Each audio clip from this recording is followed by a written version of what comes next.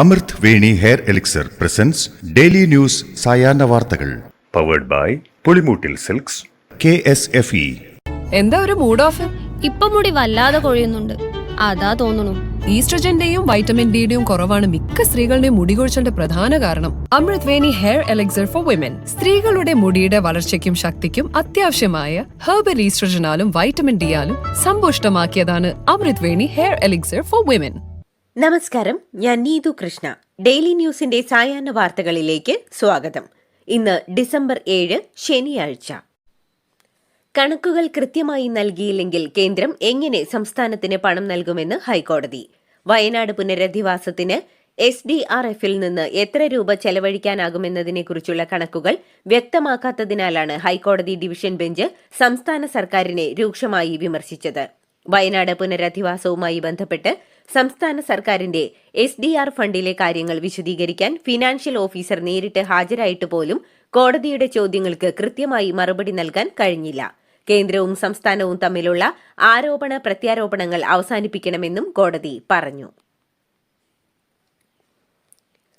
വയനാട് പുനരധിവാസ പാക്കേജ് വൈകാൻ കാരണം സംസ്ഥാന സർക്കാരാണെന്നും വരവ് ചെലവ് കണക്ക് പോലും സംസ്ഥാന സർക്കാർ വ്യക്തമാക്കുന്നില്ലെന്നും BJP സംസ്ഥാന അധ്യക്ഷൻ K. സുരേന്ദ്രൻ. വയനാട്ടിൽ ഹർത്താൽ നടത്തിയ LDFും UDFും ജനങ്ങളോട് മാപ്പ് പറയണം.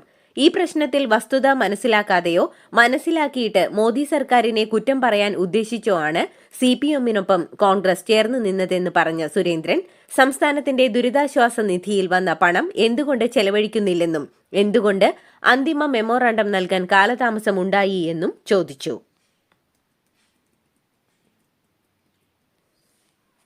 SDRFലെ ഫണ്ട് ഉപയോഗിച്ച് മാത്രം കാര്യങ്ങൾ നടത്താൻ കഴിയില്ലെന്നും SDRF പണം ചൂരൽമലയിലെ ആവശ്യത്തിന് കഴിയുമോ എന്ന കാര്യം വിവാദങ്ങൾ ഉയർത്തുന്ന ആളുകൾ പറയുന്നില്ലെന്നും മന്ത്രി K. രാജൻ. വയനാട് പുനരധിവാസവുമായി ബന്ധപ്പെട്ട് ഹൈക്കോടതി നടത്തിയ വിമർശനങ്ങളിൽ പ്രതികരിക്കുകയായിരുന്നു മന്ത്രി. അതേസമയം വിശദാംശങ്ങൾ പൂർണ്ണമായും അവതരിപ്പിക്കുന്നതിൽ കുറവുണ്ടായോ എന്ന കാര്യം അറിയില്ലെന്നും വ്യാഴാഴ്ച കോടതിയിൽ സമയം അനുവദിച്ചിട്ടുണ്ടെങ്കിൽ അക്കാര്യം കോടതിയെ ബോധ്യപ്പെടുത്തുമെന്നും മന്ത്രി പറഞ്ഞു. ഹേമ കമ്മിറ്റി റിപ്പോർട്ടിലെ സർക്കാർ ഒഴിവാക്കിയ ഭാഗം പുറത്തുവിടുന്നതിനെതിരെ വീണ്ടും പരാതി. ഹേമ കമ്മിറ്റി റിപ്പോർട്ടിൽ നിന്നും സർക്കാർ വെട്ടിമാറ്റിയ ഭാഗങ്ങൾ ഇന്ന് പുറത്തുവിടുമെന്നായിരുന്നു വിവരാവകാശ കമ്മീഷൻ നേരത്തെ അറിയിച്ചിരുന്നത്. എന്നാൽ വിവരാവകാശ കമ്മീഷന് മുൻപിൽ പുതിയ പരാതി ലഭിച്ചിട്ടുണ്ടെന്നും ഈ പരാതി പരിശോധിച്ച ശേഷം മാത്രമേ ഉത്തരവ് സംബന്ധിച്ച തീരുമാനം ഉണ്ടാകൂവെന്നുമാണ് അപ്പീൽ നൽകിയ മാധ്യമപ്രവർത്തകനെ വിവരാവകാശ കമ്മീഷണർ അറിയിച്ചത്. 2030 KSEB 10,000 മെഗാവാട്ട് ഉൽപാദനശേഷി കൈവരിക്കുമെന്ന് വൈദ്യുത മന്ത്രി K. കൃഷ്ണൻകുട്ടി. കേരളത്തിൽ നിലവിൽ ആവശ്യമുള്ളതിന്റെ 30% വൈദ്യുതി മാത്രമേ ഉൽപ്പാദിപ്പിക്കുന്നുള്ളൂവെന്നും ബാക്കി 70% വൈദ്യുതി അധിക വില കൊടുത്ത് പുറത്തുനിന്ന് വാങ്ങുകയാണെന്നും അദ്ദേഹം പറഞ്ഞു. പരിസ്ഥിതി പ്രശ്നങ്ങൾ ഉന്നയിച്ചുള്ള എതിർപ്പ് മൂലം പല ജലവൈദ്യുത പദ്ധതികളും പാതിവഴിയിൽ ഉപേക്ഷിക്കേണ്ടി വന്നുവെന്നും ജലവിഭവശേഷി വേണ്ടവിധം ഉപയോഗപ്പെടുത്താൻ സാധിക്കുന്നില്ല എന്നും മന്ത്രി പറഞ്ഞു. പുതുതായി നിർമ്മിച്ച കൊപ്പം ഇലക്ട്രിക്കൽ സെക്ഷൻ ഓഫീസ് മന്ദിരം ഉദ്ഘാടനം ചെയ്ത് സംസാരിക്കുകയായിരുന്നു മന്ത്രി. സാധാരണക്കാർക്ക് താങ്ങാൻ കഴിയാത്ത വിധം വൈദ്യുതി നിരക്ക് കൂടുകയാണെന്നും അത് അനാസ്ഥ കൊണ്ടും അഴിമതി കൊണ്ടും ഉണ്ടാക്കിവെച്ചതാണെന്നും പ്രതിപക്ഷ നേതാവ് VD സതീശൻ. വൈദ്യുതി നിരക്ക് കൂട്ടിയതിന്റെ ഉത്തരവാദിത്തം പൂർണ്ണമായി വൈദ്യുതി ബോർഡിനും സർക്കാരിനുമുള്ളതാണെന്നും പ്രയാസപ്പെടുന്ന ആളുകളെ വീണ്ടും ഷോക്കടിപ്പിക്കുന്ന ഈ പരിപാടി പിൻവലിക്കണമെന്നും നിരക്ക് വർധനവിനെതിരെ കോൺഗ്രസും UDFും സമരമുഖത്തേക്ക് പോവുമെന്നും അദ്ദേഹം കൂട്ടിച്ചേർത്തു. വൈദ്യുതി നിരക്ക് വർധനയുമായി ബന്ധപ്പെട്ട് സംസ്ഥാന സർക്കാരിനെതിരെ അഴിമതി ആരോപണവുമായി രമേശ് ചെന്നിത്തല. കുറഞ്ഞ നിരക്കിൽ 25 വർഷത്തേക്ക് വൈദ്യുതി ലഭ്യമാക്കാനുള്ള കരാർ റദ്ദാക്കി കൂടിയ വിലയ്ക്ക് വൈദ്യുതി വാങ്ങുന്നത് അദാനി കമ്പനികൾക്ക് വേണ്ടി നടത്തുന്ന അഴിമതിയാണെന്ന് അദ്ദേഹം കുറ്റപ്പെടുത്തി. കണ്ണൂരിൽ വീടിനുള്ളിൽ മരിച്ച നിലയിൽ കണ്ടെത്തിയ ADM നവീൻ ബാബു തൂങ്ങി മരിച്ചതെന്ന് പോസ്റ്റ്മോർട്ടം റിപ്പോർട്ട്. സംശയകരമായ പരിക്കുകളോ പാടുകളോ ശരീരത്തിൽ ഇല്ലെന്നും പോസ്റ്റ്മോർട്ടം റിപ്പോർട്ടിലുണ്ട്. അതേസമയം നവീൻ ബാബുവിന്റെ മൃതദേഹത്തിൽ ഇൻക്വസ്റ്റ് പരിശോധന നടത്തും മുൻപ് തങ്ങളെ അറിയിച്ചില്ലെന്ന് നവീന്റെ കുടുംബം വ്യക്തമാക്കി. സ്മാർട്ട് സിറ്റി പദ്ധതിക്ക് ക്ലോസിംഗ് ഡേറ്റ് സംസ്ഥാന സർക്കാർ നിശ്ചയിച്ചിട്ടില്ലെന്ന് രേഖകളിലുണ്ടെന്ന് റിപ്പോർട്ട്. പദ്ധതി എന്നാണ് പൂർത്തിയാക്കേണ്ടത് എന്നതിൽ പ്രത്യേകിച്ച് തീയതി നിശ്ചയിച്ചിട്ടില്ലെന്നതായിരുന്നു വിവരാവകാശ പ്രകാരമുള്ള ചോദ്യങ്ങൾക്ക് സർക്കാർ മറുപടി നൽകിയത്. 2007 ഒപ്പിട്ട പദ്ധതിക്ക് 2022 ക്ലോസിംഗ് ഡേറ്റ് നിശ്ചയിച്ചിട്ടില്ല. സന്ദീപ് വാര്യർക്ക് KPCC ജനറൽ സെക്രട്ടറി സ്ഥാനം നൽകുന്നതിൽ രൂക്ഷ വിമർശനവുമായി മുൻ AICC അംഗവും കെ കരുണാകരന്റെ സന്തത സഹചാരിയുമായിരുന്ന വിജയൻ പൂക്കാടൻ. ഫേസ്ബുക്കിലൂടെയായിരുന്നു വിമർശനം. സന്ദീപ് കോൺഗ്രസിലേക്ക് വന്നത് കൊള്ളാമെങ്കിലും സന്ദീപ് വാര്യരുടെ ഉപദേശം കോൺഗ്രസിനോട് വേണ്ടെന്നാണ് വിജയൻ പൂക്കാടന്റെ നിലപാട്.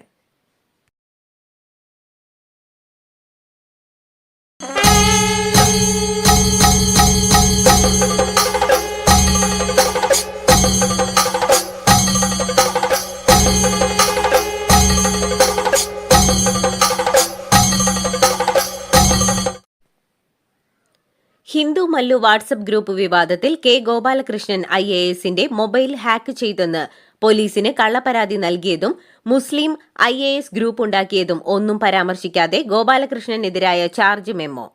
ഗുരുതര കുറ്റങ്ങൾ നേർപ്പിച്ച് നടപടി ലഘൂകരിക്കാൻ ആസൂത്രിത നീക്കമെന്ന ആക്ഷേപം ഇതോടെ ശക്തിപ്പെടുകയാണ്. ഫോൺ ആരോ ഹാക്ക് ചെയ്തെന്ന ഗോപാലകൃഷ്ണന്റെ പരാതി പോലീസും മെറ്റയും ശാസ്ത്രീയ പരിശോധനയിൽ തള്ളിയിരുന്നു. ഇന്ത്യൻ സഭാ ചരിത്രത്തിൽ ആദ്യമായി ഒരു വൈദികനെ നേരിട്ട് കർദിനാളാക്കുന്ന ചടങ്ങുകൾ ഇന്ന് വത്തിക്കാനിൽ നടക്കും. ഇന്ത്യൻ സമയം രാത്രി 9 വത്തിക്കാനിലെ സെന്റ് പീറ്റേഴ്സ് ബസിലിക്കയിൽ ഫ്രാൻസിസ് മാർപ്പാപ്പ മുഖ്യ കാർമ്മികത്വം വഹിക്കുന്ന ചടങ്ങിൽ archbishop Mar George Koovakad കർദിനാളായി ഉയർത്തപ്പെടും. അടിച്ചാൽ തിരിച്ചടിക്കണമെന്നും ഇല്ലെങ്കിൽ പ്രസ്ഥാനത്തിന് നിലനിൽപ്പില്ലെന്ന വിവാദ പ്രസ്താവനയുമായി മുതിർന്ന CPM നേതാവ് MM മണി. തിരിച്ചടിച്ചത് നന്നായെന്ന് ആളുകളെ കൊണ്ട് പറയിപ്പിക്കണമെന്നും താനും തിരിച്ചടിച്ചിട്ടുണ്ടെന്നും ആളുകളെ കൂടെ നിർത്താനാണ് പ്രതിഷേധിക്കുന്നതെന്നും തിരിച്ചടിക്കുന്നതെന്നും പ്രസംഗിക്കാൻ മാത്രം നടന്നാൽ പ്രസ്ഥാനം കാണില്ലെന്നും ശാന്തൻപാറ ഏരിയ സമ്മേളനത്തിൽ പങ്കെടുത്ത് സംസാരിക്കവേ MM മണി പറഞ്ഞു. 29ാമത് കേരള രാജ്യാന്തര ചലച്ചിത്രമേളയിൽ ഛായാഗ്രാഹകനും സംവിധായകനുമായ മധു അമ്പാട്ടിന്റെ 4 ചിത്രങ്ങൾ റെട്രോസ്പെക്ടിക് വിഭാഗത്തിൽ പ്രദർശിപ്പിക്കും. 5 പതിറ്റാണ്ടായി ചലച്ചിത്ര മേഖലയ്ക്ക് നൽകിവരുന്ന സംഭാവനകൾക്കുള്ള അംഗീകാരമായാണ് IFFK മധു അമ്പാട്ടിനെ ആദരിക്കുന്നത്. സമകാലിക സിനിമാ വിഭാഗത്തിൽ 4 ദക്ഷിണ കൊറിയൻ സിനിമകളും പ്രദർശിപ്പിക്കും. വിഴിഞ്ഞം തുറമുഖത്തെ ദേശീയപാതയുമായി ബന്ധിപ്പിക്കാൻ ക്ലോവർ ലീഫ് മോഡൽ നിർമ്മിതിക്ക് ദേശീയപാത അതോറിറ്റിയുടെ അംഗീകാരം ലഭിച്ചേക്കും. സ്ഥലം ഏറ്റെടുക്കൽ ശുപാർശകൾ കൂടി പരിഗണിച്ച് നിർമ്മാണ പ്രവർത്തനങ്ങൾക്ക് അടുത്ത മന്ത്രിസഭായോഗം അംഗീകാരം നൽകും. മോഹവിലയ്ക്ക് സ്ഥലം ഏറ്റെടുക്കുന്നതിനുള്ള ശുപാർശയാണ് ഇതിനായി തയ്യാറാക്കിയിട്ടുള്ളത്. ക്രിസ്തുമസ് പുതുവത്സര ബമ്പർ ലോട്ടറിയുടെ അച്ചടി ആശയക്കുഴപ്പത്തെ തുടർന്ന് താൽക്കാലികമായി നിർത്തിവച്ചു. ലോട്ടറിയുടെ സമ്മാനഘടനയിൽ മാറ്റം വരുത്തിയതോടെ ലോട്ടറി വിൽക്കുന്ന ഏജന്റുമാർ പ്രതിഷേധത്തിലായ സാഹചര്യത്തിലാണ് അച്ചടി നിർത്തിവച്ചത്.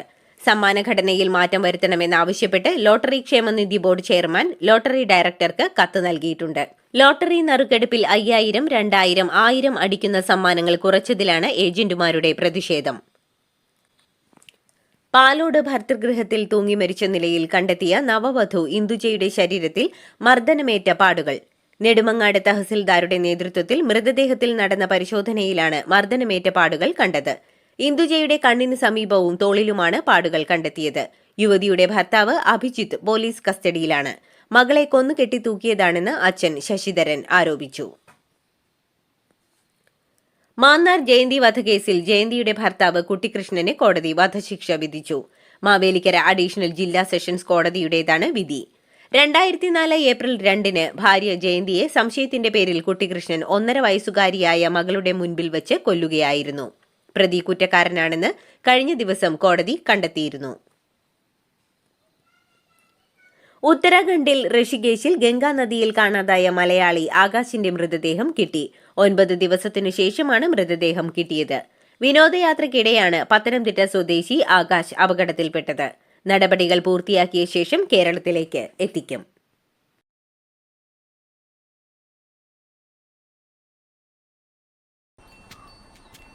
മോൾക്ക് ബർത്ത്ഡേ ഗിഫ്റ്റ് വാങ്ങണ്ടേ? ഷോപ്പിൽ കൊണ്ടുപോയി ഇഷ്ടമുള്ളത് വാങ്ങി കൊടുക്കാം. അപ്പൊ ഏട്ടൻ വരുന്നുണ്ടോ? ഗിഫ്റ്റ് കാർഡ് വരും. അതെ, ഓരോ ചിട്ടിയിലും ഒരാൾക്ക് 5000 രൂപയുടെ ഗിഫ്റ്റ് കാർഡ് സമ്മാനം. മെഗാ സമ്മാനമാണെങ്കിലോ പുതുപുത്തൻ ബെൻസ് കാർ. 2ാം സമ്മാനം ഇന്നോവ ക്രിസ്റ്റ, അതും 17 ഇത്തവണ സമ്മാനങ്ങളുടെ നക്ഷത്ര തിളക്കവുമായി KSFE ഗാലക്സി ചിട്ടികൾ. തെലങ്കാനയിലെ യാദഗിരി ഗുട്ടയിൽ കാർ തടാകത്തിലേക്ക് മറിഞ്ഞ് 5 പേർ മരിച്ചു. ഒരാൾ പരിക്കുകളോടെ രക്ഷപ്പെട്ടു. യാദാദ്രി ഭുവനഗിരിയിലെ ഭൂതാൻ പോച്ചമ്പള്ളി സബ് ഡിവിഷനിലെ ജലാൽപൂർ പ്രദേശത്ത് ഇന്ന് പുലർച്ചെയായിരുന്നു അപകടം. പ്രതിപക്ഷ സഖ്യമായ ഇന്ത്യ മുന്നണിയുടെ പ്രവർത്തനത്തിൽ അതൃപ്തി വ്യക്തമാക്കി പശ്ചിമബംഗാൾ മുഖ്യമന്ത്രിയും TMC ചെയർപേഴ്സണുമായ മമതാ ബാനർജി. അവസരം നൽകുകയാണെങ്കിൽ താൻ നേതൃത്വം ഏറ്റെടുക്കാൻ സന്നദ്ധയാണെന്നും അവർ കൂട്ടിച്ചേർത്തു.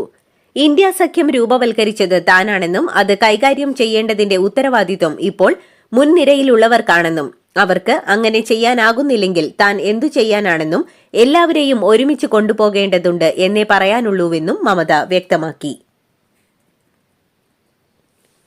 ബിനാമി ഇടപാട് കേസിൽ മഹാരാഷ്ട്ര ഉപമുഖ്യമന്ത്രി അജിത് പവാറിനും കുടുംബത്തിനും ആദായനികുതി അപ്പലേറ്റ് ട്രിബ്യൂണലിന്റെ ക്ലീൻ ചീറ്റ്. 3 വർഷം മുൻപ് ആദായനികുതി വകുപ്പിന് 1000 കോടിയുടെ സ്വത്തുവകകൾ കണ്ടുകെട്ടിയ കേസിലാണ് ട്രൈബ്യൂണലിന്റെ തീർപ്പ്. അജിത്തിനെതിരായ ആദായനികുതി വകുപ്പിന്റെ ആരോപണങ്ങൾ ട്രൈബ്യൂണൽ തള്ളി. ഫ്രാൻസിൽ പുനരുദ്ധാരണം പൂർത്തിയാക്കിയ നേത്രദാം പള്ളി ഇന്ന് പൊതുജനങ്ങൾക്കായി തുറന്നുകൊടുക്കും.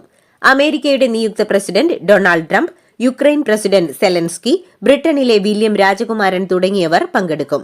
5 വർഷങ്ങൾക്ക് ശേഷമാണ് തീപിടുത്തത്തിൽ നശിച്ച ഭാഗങ്ങളെല്ലാം പുനർനിർമ്മിച്ച പള്ളി പൊതുജനങ്ങൾക്കായി തുറന്നുകൊടുക്കുന്നത്. സ്മാർട്ട് ഫോൺ പാക്ക് ചെയ്യുന്ന ബോക്സുകളിൽ സിഗരറ്റ് പെട്ടികളിൽ നൽകുന്നതിന് സമാനമായ മുന്നറിയിപ്പ് പതിപ്പിക്കാനൊരുങ്ങി സ്പെയിൻ. അമിത സ്മാർട്ട് ഫോൺ ഉപയോഗം മുന്നോട്ടുള്ള ജീവിതത്തെ പ്രതികൂലമായി ബാധിക്കുമെന്ന രീതിയിലുള്ള മുന്നറിയിപ്പ് സ്മാർട്ട് ഫോൺ ബോക്സുകളിൽ പതിപ്പിക്കുമെന്നാണ് സ്പാനിഷ് സർക്കാർ നിലവിൽ വ്യക്തമാക്കിയിരിക്കുന്നത്. സിറിയയിൽ ആഭ്യന്തര കലാപം രൂക്ഷമായ സാഹചര്യത്തിൽ ഇനിയൊരു അറിയിപ്പുണ്ടാകും വരെ സിറിയയിലേക്ക് യാത്ര ചെയ്യരുതെന്ന് ഇന്ത്യക്കാരോട് സർക്കാർ ആവശ്യപ്പെട്ടു. സിറിയയിലെ യുദ്ധ സാഹചര്യം മുൻനിർത്തിയാണ് ഇന്ത്യൻ പൌരന്മാർക്ക് വിദേശകാര്യ മന്ത്രാലയം മുന്നറിയിപ്പ് നൽകിയത്. സിറിയയിലുള്ള ഇന്ത്യൻ പൌരന്മാരോട് ഉടനെ നാട്ടിലേക്ക് മടങ്ങാനും വിദേശകാര്യ മന്ത്രാലയം നിർദ്ദേശം നൽകി. സിറിയയിൽ ആഭ്യന്തര കലാപം രൂക്ഷമാകവെ ദാര നഗരത്തിന്റെ നിയന്ത്രണം സിറിയൻ സേനയ്ക്ക് നഷ്ടമായി. 2011 ആഭ്യന്തര കലാപത്തിന്റെ തുടക്കവും ഈ നഗരത്തിൽ നിന്നായിരുന്നു. അഡ്ലൈഡ് ടെസ്റ്റിന്റെ 1ാം ഇന്നിംഗ്സിൽ ഓസ്ട്രേലിയയ്ക്ക് 153 റൺസിന്റെ ലീഡ്. 140 റൺസ് എടുത്ത ട്രാവിസ് ഹെഡിന്റെ മികവിൽ ഇന്ത്യക്കെതിരായ 2ാം ടെസ്റ്റിന്റെ 1ാം ഇന്നിംഗ്സിൽ ഓസ്ട്രേലിയ 337 റൺസ് എടുത്തു. ജസ്പ്രീത് ബുംറയും മുഹമ്മദ് സിറാജും 4 വിക്കറ്റുകൾ വീതം വീഴ്ത്തി.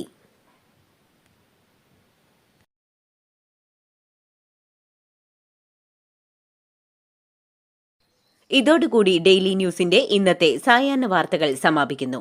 ഡെയിലി ന്യൂസിനു വേണ്ടി വാർത്തകൾ വായിച്ചത് നീതു കൃഷ്ണ. DailyNewsLive.in വാർത്തകൾ വിരൽത്തുമ്പിൽ.